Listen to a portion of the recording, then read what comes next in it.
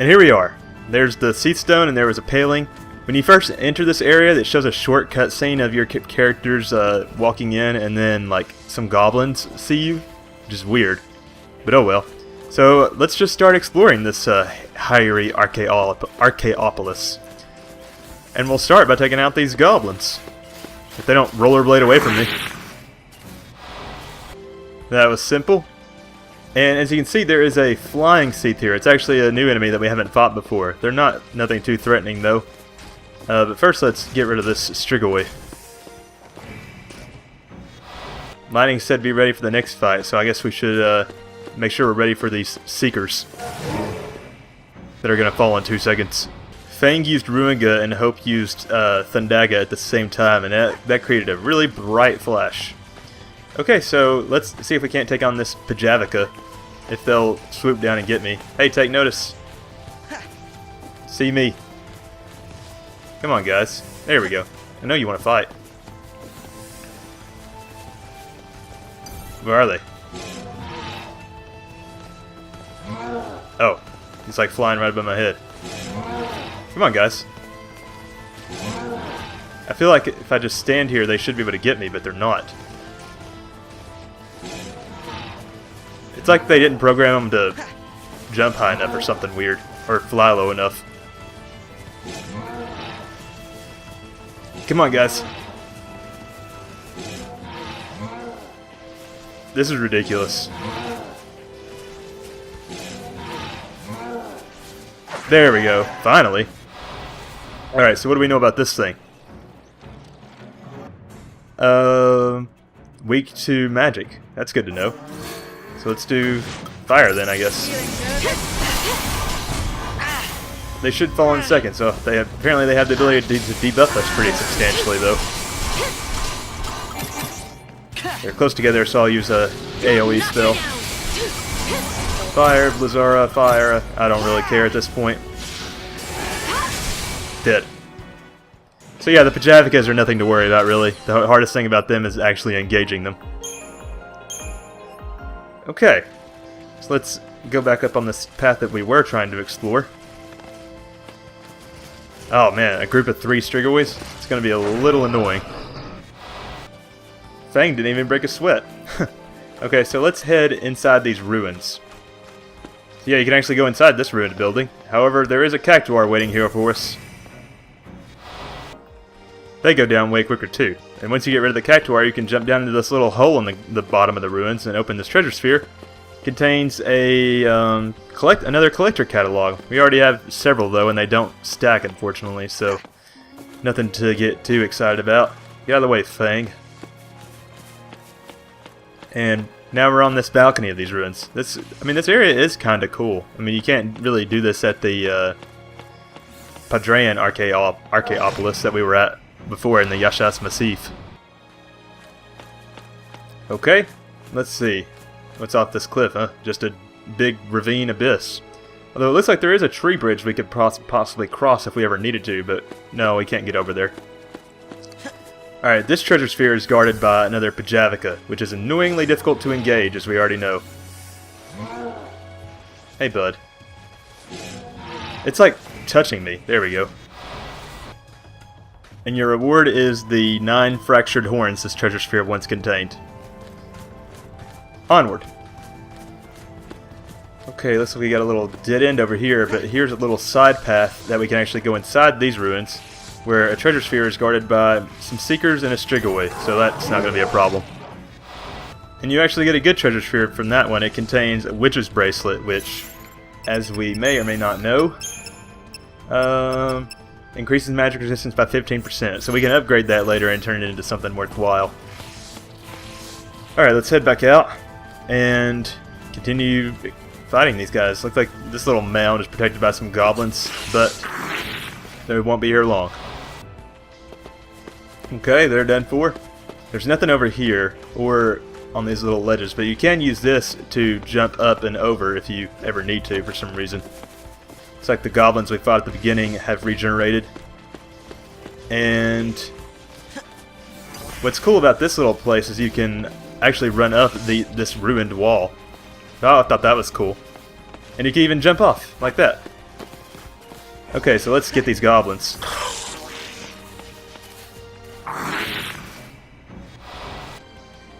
Okay, so I think that's pretty much it for the Padraian or the Haerri Archaeopolis. Let me get rid of this Strickway first. Okay, so we have now gone past where we need to go. So here's the deceased stone for the next mission. As you can see, it's actually a wave stone. So once I completed this, I was able to warp here as needed. But first, we'll pretend we haven't done that. View mission summary. Mission 31, Newfound Purpose. The mark is the Pulsework Champion, which is, conveniently enough, located here at the Haerri Archaeopolis. It doesn't much matter if it's destroying a Pulsework Champion in the Haerri Archaeopolis or picking flowers in the yard. If it's my focus, I'm going to do it. Life was boring before with nothing to live for, but now I'm a lessee. I have a focus, and life is beautiful. The clouds have parted, and there are rainbows. Seath or crystal, it's all the same to me. As long as I can put myself to the test, challenge my own limits, and win. Well, I guess becoming a lessee was one of the best things that happened to this guy. Too bad it ended bad for him. Although he did say Seath or crystal, it doesn't matter to him. Okay, so the mark in question is actually over here on these ruins that I pointed out before. So let's hop over. Woo! Alright, and I know we fought a Pulsework champion before, but it's accompanied by some Seekers, which is not a big deal. I'll explain more about this mark in a second. Okay, here's the thing about this mark. Even though it's an easy battle, the target time it gives you is insanely short. So the only way to defeat it and get a 5 stars is to either get a preemptive strike, which is basically the luck of the draw, or get a random instant chain. I've talked about random instant chain before, but basically it's a mechanism that allows you to instantly stagger an enemy. It's an auto ability that you can create with your accessories. So let me get my paradigm set up first. We want Relentless Assault as our default, but we also want Aggression. And we don't need this third paradigm down here, so I'm going to move it away. Alright, so Random Instant Chain is an auto ability, like I said, and you have to have a certain setup to make it work. The weapon that it works, you either have to have 2 Random Instant Chain accessories equipped, or a Random Instant Chain weapon and 1 Random Instant Chain accessory. I made these upgraded Rigels, which is a tier 2 weapon for Saz to use here because it's one of his Random Instant Chain, or his Random Instant Chain weapon. The other thing you have to equip is a, let's see if I can find it, a Survivalist catalog. So as you can see, he now has Random Instant Chain. You don't want Power Gloves. You want, let's see, actually, no. The other thing that we have that can create Random Instant Chain is a Speed Sash. So I'm going to get that to him instead of the Survivalist catalog. Take the Venus Gospel and take a Power Glove and replace that with the Survivalist catalog that we mentioned before. Equip. And as you can see, Random Instant Chain is now one of her auto abilities. Occasionally fills the chain gauge of a target instantly. We're also going to remove all our stat boosting equipment because the target time's short enough as is. And that's really all we need to do. So yeah, let's give this a try. Like I said, we want to try for a preemptive strike, but failing that... Wow, I actually got it. No, I didn't. Alright, so the trick to this is what you want to do is just use Cold Blood. The reason being is it has the highest chance of... I forgot to put on Speed Shoes. Let me do that real quick. Or Sprint Shoes, I mean.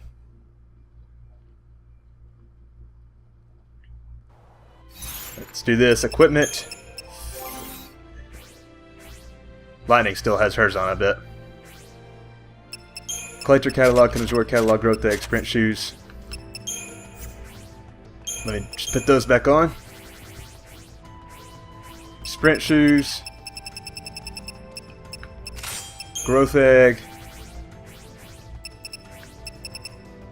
And we'll put the Collector Catalog on, because why not? And the Coin Azure. And I need to forgot to put the Morale Talisman on Fang, so she'll have Auto Brave.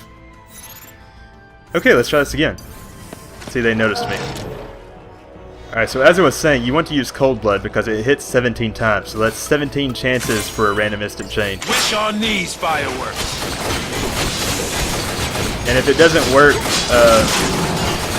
if one Cold Blood doesn't work, then you have to just retry because there's not enough time otherwise. Like, the target time is literally like 47 seconds or some craziness. So, I'm going to keep trying this. Hopefully I'll get a preemptive strike, but I'm also going to keep recording just in case if I do get a random instant chain. So I'll show that if it happens. So just give me a second. Okay, I got the preemptive strike finally. Alright, so let's do Cold Blood then. On the Pulsar Champion. And he's staggered.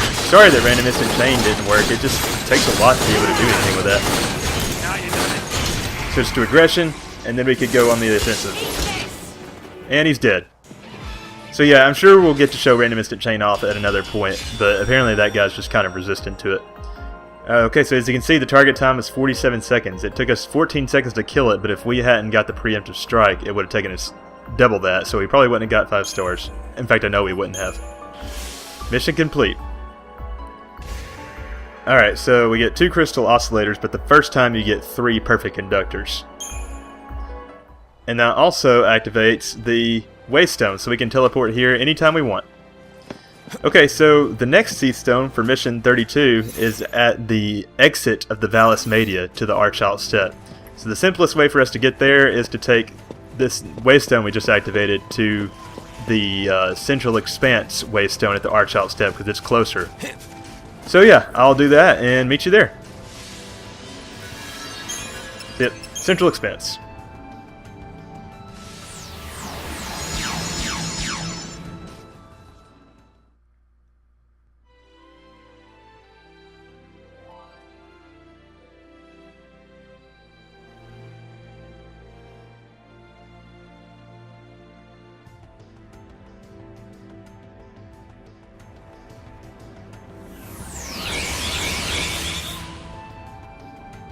And here we are. So let's just hop down and head towards the Vallis Media. And it's been a while, huh, since we've been there. Actually, well, I guess it's not been a while. We did teleport there this time. I have a theory, though, that I think that like the pass into and out of, or that connects to Archylte Steppes to different areas, is so long because the game is like masking load times. That's my theory, anyway. Okay, and there's the entrance / exit. Away we go.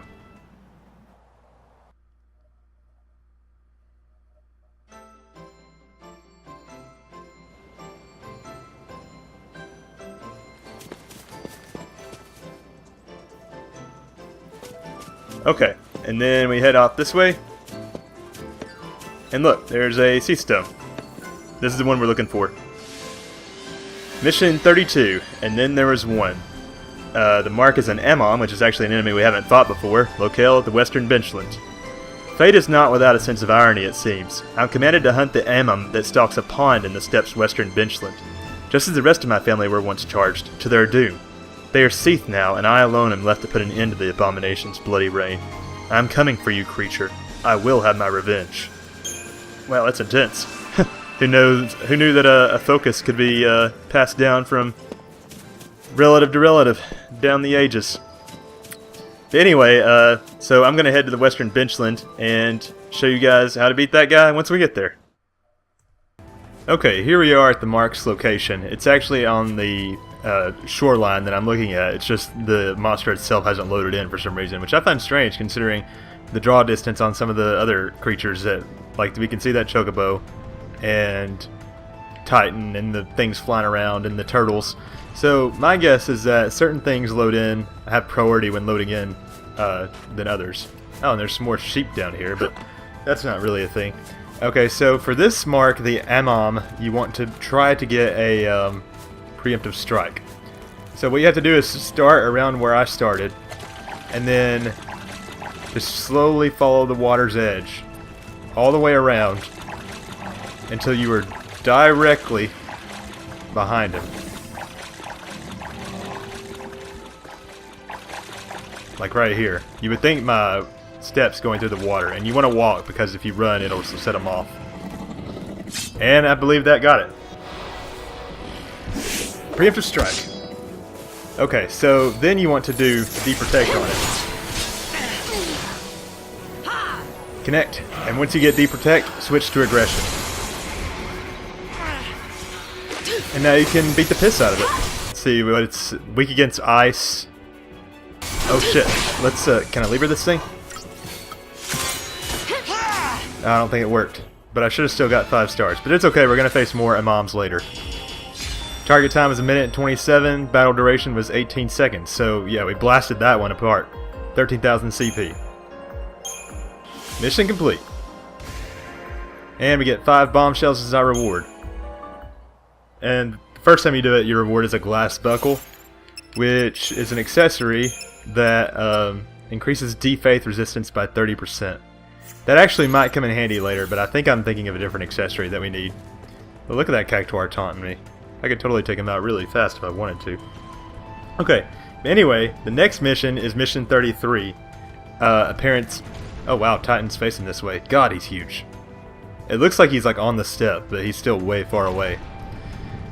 But anyway, the next Seath Stone is back at the Haerri Archaeopolis, so I'm going to grab a chocobo and head that way to the nearest waystone. So I'll meet you there.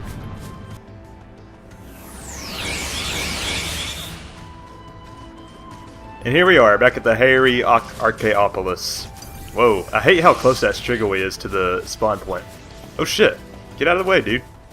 Alright, so my Seath Stone in question is that one right there, so let me take care of these jokers. Now that they're out of the way, we can check this Seath Stone. Mission 33, Appearance Pledge. The mark is an adamantulid. Oh, we fought plenty of those guys. Locale, Archylte Steppe, Eastern Tours, Class B. I've been charged with putting down a stray adamantulid that wanders the Steppe's Eastern Tours, no doubt seeking its lost parents. What kind of monster could perform such a deed? Not a day goes by I don't recall the pain of losing my own child to a rampaging beast. Would I now subject other parents to that fate? No, I forsake my focus. The cycle of suffering ends here. And I guess you ended here too. So this guy gave up his life, or became a Seath, so that the Adamantoises could one day find their adamantulid. I guess. Interesting. Alright, well, I think going back and getting a chocobo is going to be the fastest way to get to this mark, not taking a warp stone this time. So I'm going to head that way, and I will meet you there. Where is he, anyway? Let's take a look here. I was right next to that big fissure in the middle of the eastern section. Okay, I'll head there, and we'll meet up. Okay, and here we are. Straight ahead is the adamantulid that we are referring to. Strangely enough, there's another adamantulid right there. However, it's not part of the same group. Don't get worried. I think we're going to have to defeat 2 of them. And another weird thing I want to point out is, like, off there in the distance, that other turtle is an adamantoise. So I wonder if that's the parent. Maybe they're not separated after all. But regardless, there is one other thing I want to show you before we get this fight started, and that's, you know, if you touch an enemy when you're riding a chocobo, you lose 1 morale point. But if you touch a turtle, you lose all your morale instantly. The chocobo doesn't want anything to do with that. Just throws you right off. Poor hope. But alas. And we're right here. So, here's my paradigm setup. Even dodge and aggression and protection is just something... I don't need that. You just need the top 2. Alright, we fought plenty of these things before, but let me just show you the ideal way. So we're starting out as a synergist, and we're going to put Bravery and Infrost on both ladies. Because, remember, adamantulids are weak against ice. Do the same thing to lightning.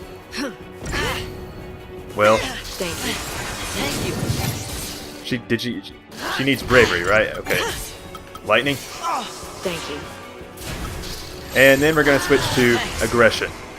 And it looks like Fang managed to successfully stick some debuffs on this thing. So let's just do Blizzard repeatedly. Yeah, so you want to, before you switch, you want to make sure the adamantulid has D-Protect and D-Shell on it at the very least. Hopefully you'll also get or Imperil, I mean. And we're all stopped, so I actually don't know if we're going to get the 5 stars this time. There we go. Alright, let's finish it. Awesome. Hopefully that was good enough. 5 stars. Target time is 1:18. We did it in 47 seconds. If you're lucky, you won't even get stopped like I did, so there's that. Okay, we got 5 bombshells, but the normal reward is a white cape. And you also get the rank of Adamantine Knight for completing that one. So I'll show off real quick what the white cape is. If you're a Final Fantasy aficionado, you're probably familiar. But here it increases fog resistance by 30%. So I guess it has its use sometimes, but probably won't ever use it. My Chocobo is long gone, of course. You know, I could just defeat this one again, since I'm already set up for it. But, so I'm going to go ahead and fight him. And yes, that was the last mission that I did the last time I recorded, so all the missions we do after this will be brand new to me. And knowing that, this is probably a good time for me to end this video. So next time we will go back to doing all new missions that are completely new to me, so I will be a little bit lost, but I have faith that I'll be okay. So yeah, thanks guys for watching. Hit the subscribe button if you like what you saw. And if you don't like what you saw, then go fuck yourself. I mean, what? Now, follow me on Twitter at TheScottSpot. And yeah, thanks for watching. More Final Fantasy XIII next time.